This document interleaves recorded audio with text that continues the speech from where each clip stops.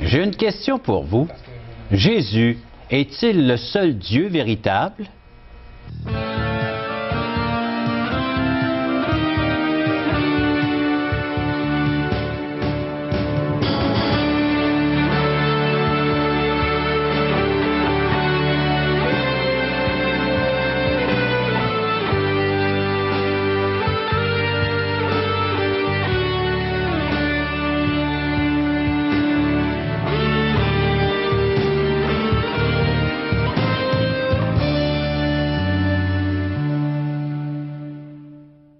Chers amis, bienvenue à l'émission Parole vivante. C'est la question d'aujourd'hui. Jésus est-il le seul Dieu véritable? C'est avec l'aide d'un invité que nous allons répondre à cette question, M. Stéphane Gagné, pasteur de l'Église évangélique baptiste de Saint-Georges-de-Beauce. En plus de répondre à cette question, vous allez pouvoir entendre le chant de Caro, Mon héros. Qui est l'héros de Caro? Et celui qui devrait être notre héros à chacun d'entre nous? Et le témoignage de Stéphane Gagné. On va faire de plus en plus connaissance avec l'invité d'aujourd'hui. Vous avez des questions, des commentaires? Vous pouvez appeler en composant le numéro de téléphone suivant 1-877-L'Espoir, 1-877-537-7647 ou via Internet espoir.ca. Je vous présente notre invité de ce jour, M. Stéphane Gagné. Stéphane, bonjour à l'émission Parole vivante, bienvenue. Et puis, c'est toute cette série au sujet du Code da Vinci, mais là, on va parler de son contenu, le sujet principal qu'on retrouve dans la Bible et qui est encore attaqué par le Code et puis d'autres écrits religieux, la personne de Jésus. Jésus, c'est l'homme de tous les temps, c'est le personnage central dans la parole de Dieu. Et lorsque on se prononce sur Jésus-Christ, on doit faire certain que notre verdict est en accord avec la vérité et avec ce qui se trouve dans la parole de Dieu. Depuis plusieurs années, le National Geographic, le Time Magazine, le Discovery Channel essaient de résoudre l'énigme Jésus, mais je crois qu'on a dans la Sainte Parole de Dieu une réponse satisfaisante à la question « Qui est Jésus ?» C'est un personnage intriguant, hein, depuis, pas juste aujourd'hui, parmi notre monde contemporain, mais depuis tous les siècles. Qui est ce Jésus? Jésus est un incontournable. Non seulement notre calendrier dépend de Jésus-Christ, mais ce qu'il a accompli, ce qu'il a dit, ce qu'il a prétendu être, fait en sorte que les gens ne peuvent pas juste fermer les yeux en faisant semblant qu'on peut se passer de Jésus ou qu'on peut penser par-dessus. On doit répondre à cette question sur l'identité du Seigneur pour ensuite prendre une décision en conséquence. Tu as lu le Code da Vinci de Dan Brown, et puis tu vas nous parler un peu de ce contenu de ce livre.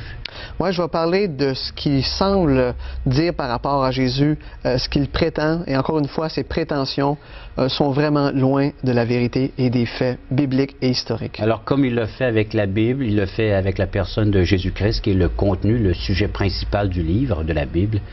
Oui, attaquer la personne. C'est évident que dans le livre de Dan Brown, on se soucie peu de savoir si Jésus était vraiment un personnage tel qu'il est décrit dans la Bible, mais on semble amasser toutes sortes de fables ou d'idées qui ont circulé au sujet du Seigneur Jésus, mais voyons qu'est-ce que la Bible dit. Je pense que ça, c'est l'important.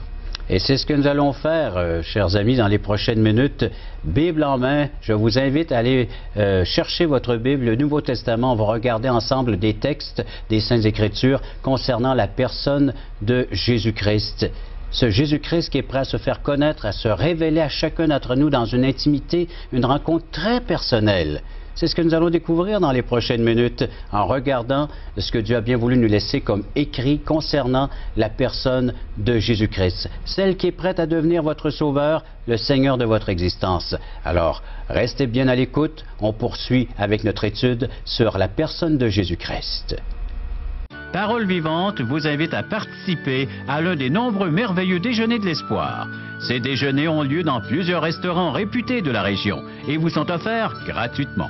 Venez entendre le témoignage d'une vie transformée par la puissance de Dieu.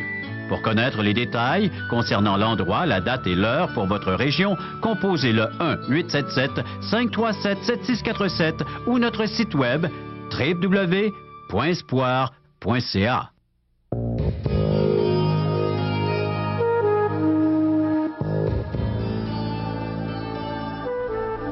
Jésus est-il le seul Dieu véritable? La question ne date pas d'aujourd'hui. On la retrouve même dans la Bible, dans l'Évangile selon Matthieu, chapitre 16, et les versets 15 à 17. « Et vous, leur dit-il, qui dites-vous que je suis? » Le Seigneur interroge les siens, ses disciples. Simon-Pierre répondit, « Tu es le Christ, le Fils du Dieu vivant. » Et verset 17, Jésus reprenant la parole lui dit, « Tu es heureux, Simon, fils de Jonas, car ce ne sont pas la chair et le sang qui t'ont révélé cela, mais c'est mon Père qui est dans les cieux. » Stéphane, que nous dit Dan Brown dans le Code de Vinci au sujet de Jésus? Alors, j'aimerais vous lire 4 citations tirées donc du livre de Code da Vinci de Dan Brown, et la première est assez percutante. Il dit « Une grande partie de ce que l'Église nous a enseigné et nous enseigne encore sur Jésus est tout simplement faux. » Voici d'autres citations. « Ce qui nous dérange, selon ce que le discours des personnages dans son livre à Dan Brown, c'est que ce coup de pouce divin au statut de Jésus soit intervenu 3 siècles après sa mort. Il existait déjà des centaines de textes qui racontaient la vie d'homme, de l'homme mortel. » Un autre texte dit « Pour pouvoir se déclarer la seule et unique voie de rédemption éternelle, l'Église avait absolument besoin d'affirmer la divinité de Jésus-Christ. Jésus est présenté comme un prophète totalement humain. Le Code da Vinci nous présente un Jésus humain comme tous les autres. » Mais sur quoi se base-t-il, Dan Brown, pour nous faire ces citations ou ces sources? Quelles sont-elles? Alors, il faut voir qu'il y a tout un processus philosophique qui s'est produit au cours des années pour nous amener à voir que Jésus est seulement un homme. Alors, dans les années 1700-1800, il y a eu le débat de la modernité où, à un moment donné, on a commencé à vouloir exclure le surnaturel. Et on a commencé à analyser la vie ambiante, la théologie, etc., en soustrayant tout ce qui est surnaturel, tout ce qui dépasse la raison humaine. Alors, je me souviens qu'à un moment donné, il y a un séminaire qui s'appelle le Jesus Seminar aux États-Unis, qui était un groupe de séminaristes qui ont tenté de pouvoir appliquer toutes les méthodes scientifiques à la Bible. Mais ce que ça voulait dire, en fait, c'était de pouvoir enlever des Saintes Écritures tout ce que l'homme ne pouvait pas comprendre. Et ce séminaire a eu lieu aux États-Unis, mais as-tu une idée de l'année? Ou... 1985, avec un monsieur qui s'appelle Robert Falk. Et les idées étaient vraiment de sorte qu'on considérait les miracles sur la résurrection de Jésus comme étant pré-scientifiques et mythologiques. Alors, c'est comme si on a un jugement de la part d'un groupe soi-disant scientifiques qui veulent discréditer la personne de Jésus-Christ. Et je me souviens qu'à un moment donné, dans le Jesus Seminar, on voulait faire en sorte que l'histoire soit réécrite. Ce qu'on supposait, c'était que Jésus n'était pas le Christ, mais que Jésus est devenu le Christ. Et il y a une nuance entre les deux. Jésus est devenu le Christ. De quelle façon? De la façon suivante. La légende, le mythe que les disciples ont comme eux-mêmes bâti en réponse à l'admiration qu'ils avaient du Seigneur Jésus. Et avec le temps, 200-300 ans, l'homme Jésus aurait été porté au niveau d'un Jésus divin. Parce que dans le Code da Vinci, on se réfère beaucoup en l'an 300. Oui, on se réfère beaucoup en l'an 300 et c'est une indication que, comme pour l'évolution, on dirait que les théories qui dénigrent la parole de Dieu et Jésus-Christ ont constamment besoin d'espace, de temps pour comme justifier un peu leurs avances, leurs idées, comme cette idée-là où Jésus deviendrait le Christ. On appellerait ça le Jésus de la foi, mais le Jésus de la foi, ça serait un Jésus inventé, selon eux autres. Pourtant, dans la Bible, dans 1 Jean chapitre 2, verset 22, il est dit que quiconque est menteur, sinon celui qui nie que Jésus est le Christ. La Bible déclare que Et là, on va Jésus... directement aux écrits laissés par les apôtres eux-mêmes. Oui. Juste à mentionner une autre chose sur le séminaire de Jésus, c'est que cette façon de penser poussée à son extrême amène les gens à vouloir présenter un Jésus aussi comme étant un Jésus politiquement correct. On veut quelque part faire de Jésus un Jésus à notre image. Un Jésus à l'image de l'homme moderne qui va être correct avec tout le monde, qui n'aura pas nécessairement de vérité absolue. On veut enlever de Jésus ses paroles, ses prophéties, ses miracles, sa résurrection. Ce qui fait qu'on déshabille, on dépouille Jésus-Christ de l'essence même qu'il est, c'est-à-dire Dieu. On en fait un simple homme, même un homme avec une nature pécheresse, tout comme les êtres humains. C'est vrai. La question qu'il faut toujours se poser, c'est comment Jésus se voyait lui-même. Alors, si on veut aller aux sources, on va aller voir l'auteur de ces paroles. Et Jésus-Christ se voyait comme étant celui qui est le Messie, celui qui pardonne les péchés. Si vous avez l'évangile de Matthieu chez vous, prenez le temps de le lire. Jésus n'a jamais empêché les autres de l'appeler Fils de Dieu. Il se disait qu'il était celui qui ressusciterait les gens, il serait le juge à la fin des temps. Il permet que les autres l'appellent Messie ou Christ. Alors, Jésus se voyait lui-même comme le Fils de Dieu, et il l'a fait par ses miracles. Et ça, partout dans la Bible, dans les évangiles, entre autres, c'est rapporté que Jésus se déclare comme étant le Christ, le Messie, celui qui était annoncé depuis la bouche des prophètes de l'Ancien Testament. Exactement. Et non seulement Jésus déclarait cela de lui-même, mais si on regarde le témoignage des apôtres dans la Bible, dans Colossiens chapitre 2, le verset 9, il est écrit « Car en lui habite corporellement toute la plénitude de la divinité. » On a ici un témoignage des apôtres qui témoignent de la divinité de Jésus environ 30 ou 40 ans après sa mort. On a un témoignage de Jésus, on a un témoignage biblique évident dans le Nouveau Testament de la part des apôtres, et aussi on a un témoignage des pères de l'Église. Alors de l'histoire, du début de l'histoire de l'Église. Ceux qui ont côtoyé de près ou de loin Jésus ou ses apôtres en ont parlé. Ignace d'Antioche, par exemple, qui dit de Jésus que Dieu lui-même s'est manifesté en forme humaine. Si je parle d'Irénée de Lyon, qui dit « Il est Dieu », car le nom Emmanuel l'indique. Et peut-être juste un dernier, Tertullien, qui disait « Christ, notre Dieu ».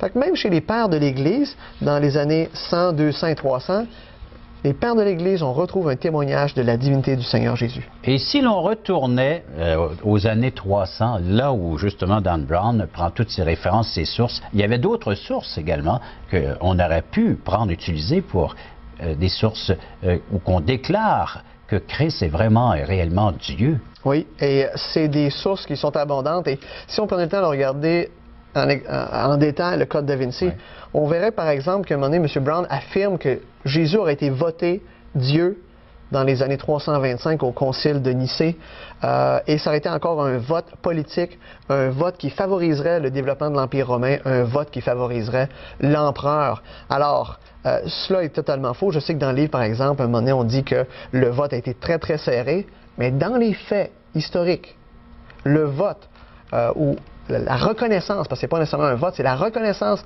des gens de l'Église, a été à 316 voix contre 2. Et ça, c'est vérifiable, ce que tu nous apportes là aujourd'hui. Oui, on peut lire les textes des apôtres, et j'aimerais juste vous lire juste un court résumé de ce qu'on appelle le credo de Nicée, qui, en 325... Les croyances de ce temps, là, 325, justement l'année où notre Code da Vinci s'y réfère. C'est ça. Alors, voici ce qui est dit concernant la personne de Jésus-Christ. Peut-être que certains d'entre vous connaissez ça. Nous croyons en un Seigneur, Jésus-Christ, le seul Fils de Dieu, engendré de toute éternité par le Père, Dieu de Dieu, lumière de lumière, vrai Dieu de vrai Dieu, engendré, non créé, un avec le Père. Par lui, toutes choses ont été créées. Et les mots sont pesés parce que c'est une défense de la foi. Exactement. Très tôt dans l'histoire de l'Église, la personne de Jésus a été attaquée, mais et la Bible, et le témoignage de Jésus, des apôtres, des pères de l'Église, la vie de Jésus nous démontre qu'il est l'homme de tous les temps, le Seigneur des Seigneurs, le Roi des Rois. Stéphane, merci beaucoup. Vous voulez aller aux sources véritables, connaître qui est le Christ, l'apôtre Paul, l'Épître aux Colossiens. Il est tout. Nous avons tout pleinement en lui. Il est cet être, ce Dieu créateur qui a pris une forme humaine, qui est venu jusqu'à nous. Justement, l'apôtre Paul écrit pour repousser les erreurs de son temps, tout comme les autres apôtres, tout comme les pères de l'Église. Et encore aujourd'hui, pourquoi ne pas prendre votre Bible que vous avez à la maison, d'y jeter un coup d'œil, de lire ses écrits et d'y trouver le Christ qui veut devenir votre sauveur, le Seigneur de votre existence.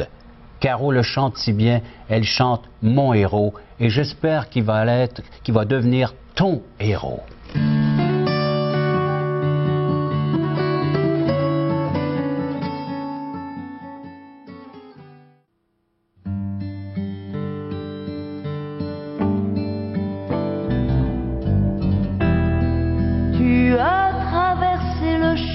bataille pour me sauver.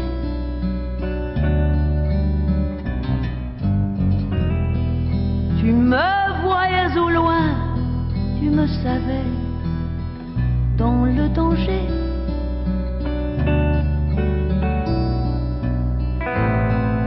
Tu as reçu des coups de trahison et d'abandon, mais tu n'as pas rebroussé chemin, car tu savais que ma vie était entre tes mains.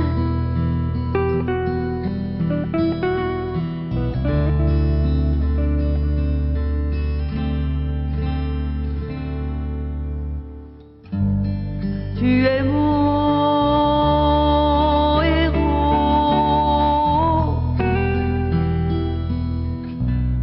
mon héros. Nul n'est comparable à toi,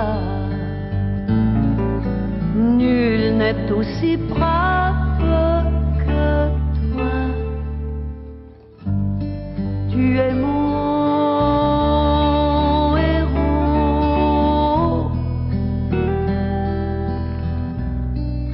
héros, mon prince charmant, chevalier tout-puissant.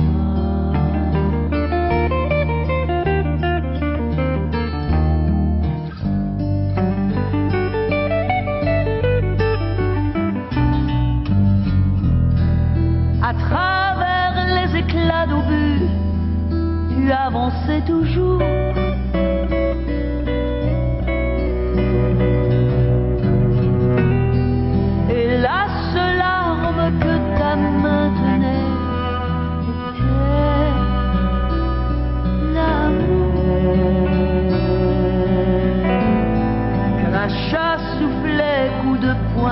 Qui sifflait de toutes parts, faisait gicler le sang de ton corps. On t'a soulevé de terre pour te donner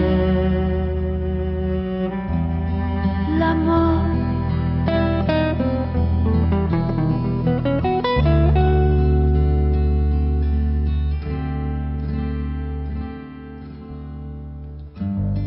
Tu es mon héros,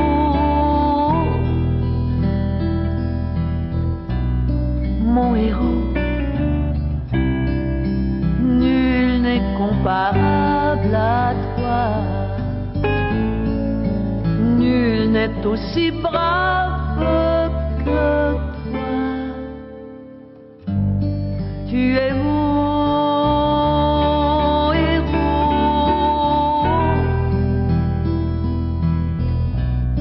mon héros, mon prince charmant, chevalier tout-puissant.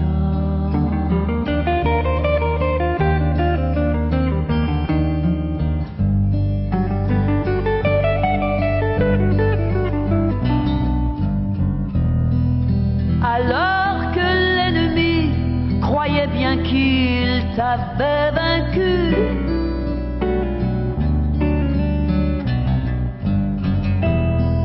tu as quitté le séjour des morts, tu es revenu.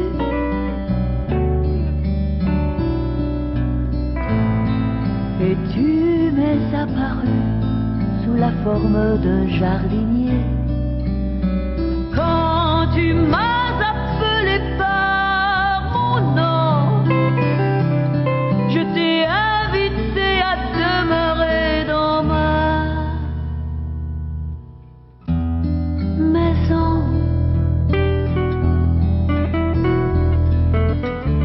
Je suis à l'abri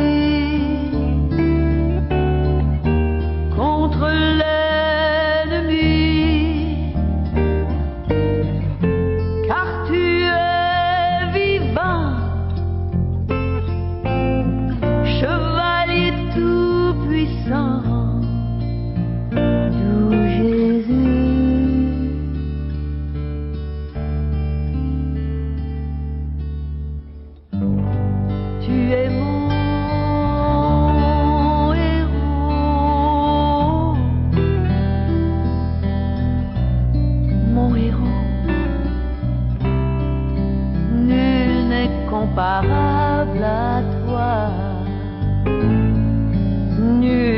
est aussi brave que toi.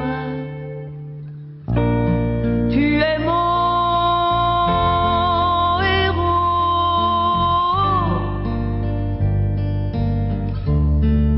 héros, mon prince charmant, chevalier tout-puissant. Doux Jésus.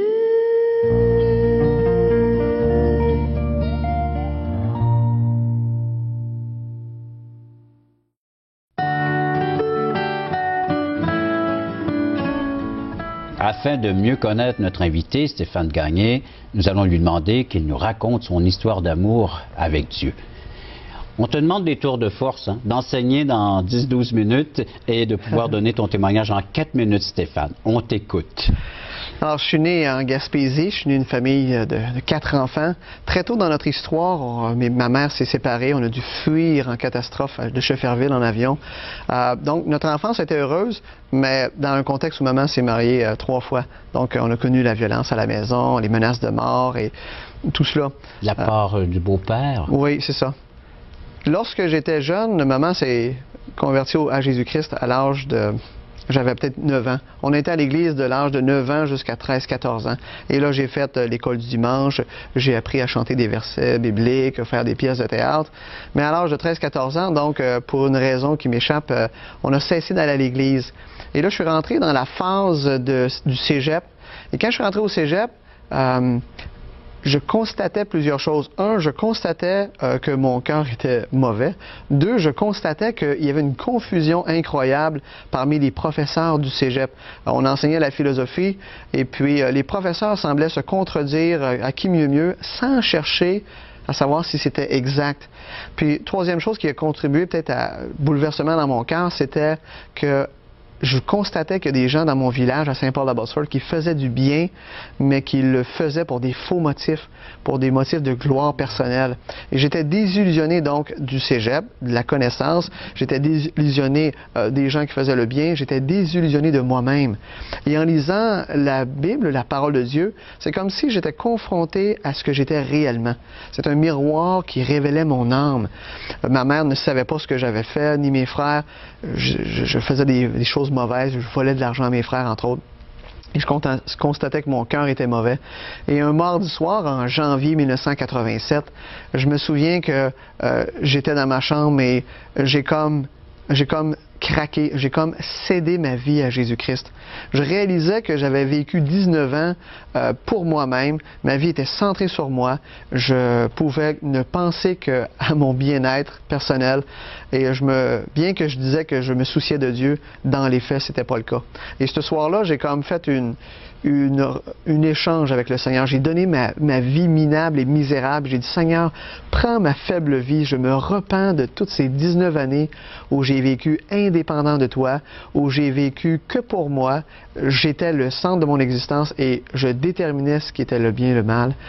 Et j'ai comme donné ma vie au Seigneur. J'ai dit, Seigneur, prends ma vie et donne-moi la tienne. Cette vie éternelle. Et cette soirée-là, cette nuit-là, je sais que Jésus-Christ a lavé mes péchés. Je sais qu'il a transformé ma vie. Il m'a donné une vie nouvelle. Et depuis ce moment-là, j'ai pu vivre le bonheur de marier avec ma femme, Micheline, d'avoir des enfants, de connaître la vérité, de connaître la vie en abondance. Jésus me disait, je donne la vie en abondance. Et je peux témoigner qu'après 20 ans de vie chrétienne, Jésus a tenu sa promesse. Qu'il donne la vraie vie, la vie en abondance. Et tu partages cette vie avec ceux de ton entourage, pas seulement ta famille, mais la communauté également? Oui, comme pasteur à l'église de Saint-Georges-de-Beauce, je peux expérimenter puis même partager, faire connaître ce précieux Sauveur. C'est ce qu'on espère à chacun de ces téléspectateurs. Vous qui êtes à l'écoute, pourquoi ne pas faire ce choix de prendre cette décision, vous aussi, d'accepter ce que Dieu vous offre présentement, comme Stéphane l'a fait, d'accepter la vie abondante, la vie éternelle qui se trouve en la personne de Jésus-Christ. Tu n'as qu'à lui dire, oui, regarde ma vie, pour l'instant, Seigneur Dieu, je te l'offre, mais je reçois celle que tu m'offres, la vie en Jésus-Christ.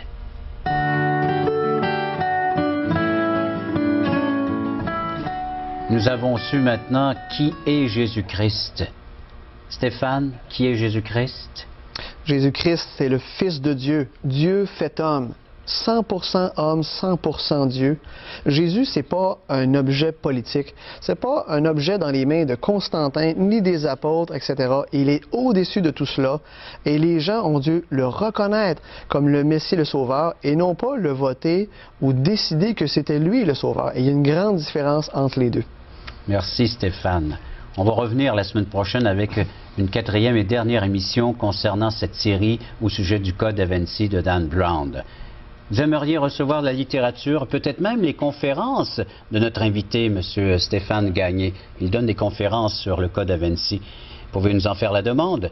Vous nous appelez à 1-877-l'Espoir pour recevoir cette littérature que nous offrons tout à fait gratuitement. 1-877-l'Espoir, c'est 1-877-537-7647 ou via Internet espoir.ca. Pour faire la demande, soit Question fondamentale de J. Blanchard ou ce petit traité, ce petit tract, la réponse de Dieu concernant l'humanité, sa déchéance, son état de perdition. Une seule solution, une seule réponse à nos problèmes spirituels, d'ordre moral, la personne de Jésus-Christ. Que vous puissiez la découvrir à travers ces émissions Paroles vivantes. Merci d'avoir été là.